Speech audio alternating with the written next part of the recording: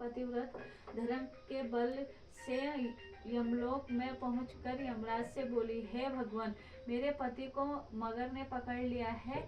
इस अपराध में आप अपने बल से मगर को नरक में डाल दो। करवा की यह बात सुनकर के यम बोले कि अभी मगर की आयु शेष है, अतः मैं अभी उसको नहीं मार सकता। यमराज की बात सुनकर करवा बोली, यदि आप ऐसा नहीं करोगे तो आपको श्राप देकर नष्ट कर दूंगी। करवा की यह बात सुनकर यमराज भयभीत हो गए। अंततः उस पतिव्रता के साथ जाकर उस मगर को यमलोक को पठा दिया और उसके पति को दीर्घायु होने का आशीर्वाद दिया। उसी दिन से ये करवा चौथ मनाई जाती है और व्रत रखा जाता है। हे करवा माता, जैसे तुमने अपने पति की रक्षा की, ऐसे ही सबके पतियों की रक्षा करना। ये जितनी है पढ़ते जाना। गणेश विनायक जी की कहानी। अच्छा, सारी कहानियां पढ़नी है। एक अंधी बुढ़िया थी, उनका एक लड़का और लड़की की बहू थी। वो बहुत गरीब था। वह अंधी बुढ़िया नित्य प्रति गणेश जी की पूजा किया करती थी। गणेश जी साक्षात सम्मुख आकर कहते थे कि बुढ़िया माई, तू जो चाहे सो मांग ले। बुढ़िया कहती, मुझे मांगना नहीं आता, सो कैसे और क्या मांगू। तब गणेश जी बोले कि अपने बहू बेटे से पूछकर मांग ले। तब बुढ़िया ने अपने पुत्र और बहू से पूछा तो बेटा बोला कि धन मांग ले, और बहू ने कहा कि नाती मांग ले। तब बुढ़िया ने सोचा कि बेटा बहू तो अपने अपने मतलब की बातें कर रहे हैं, अतः उस बुढ़िया ने पड़ोसियों से पूछा तो पड़ोसियों ने कहा, बुढ़िया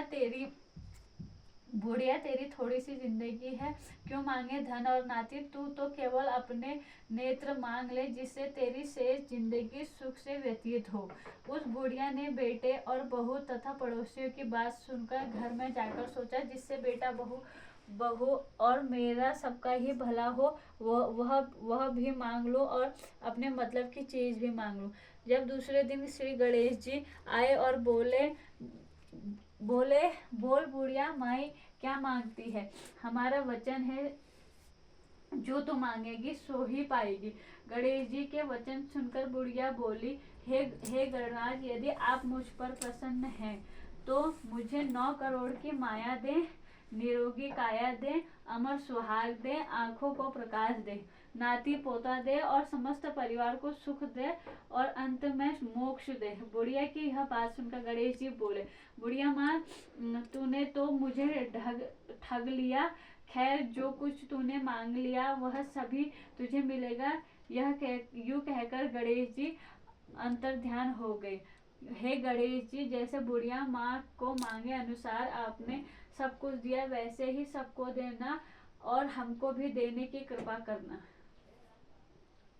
करवा चौथ का उज्जमन करने के लिए 13 जगह एक थाली में 4-4 पूरी, थोड़ा थोड़ा खीरा रख लें, सीरा रख लें और ऊपर एक साड़ी और रुपये जितना चाहे रख लें।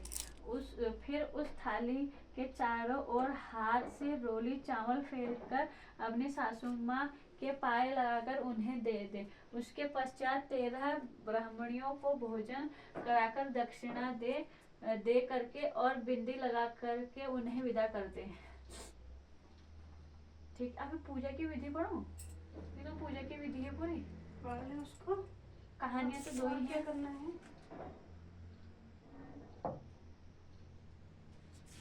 ना सिर्फ कथा ही पढ़ते हैं।